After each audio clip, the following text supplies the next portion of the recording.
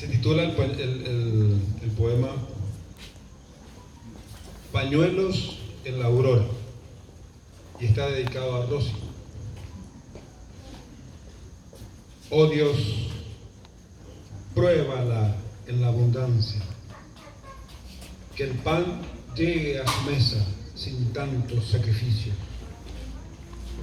En un capullo espera eternidades la mariposa, y en el azul, el rojo y el violeta deposita cada uno de sus latidos futuros.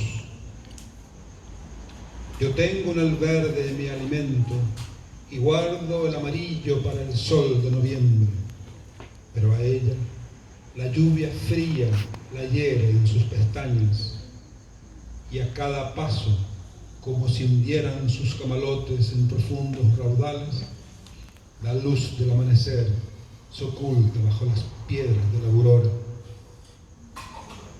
Sonríele con ternura, Padre del cielo, ahora que ella me abre las puertas del amor. En su mirada, esperanzados y blancos pañuelos saludan persistentemente la alegría.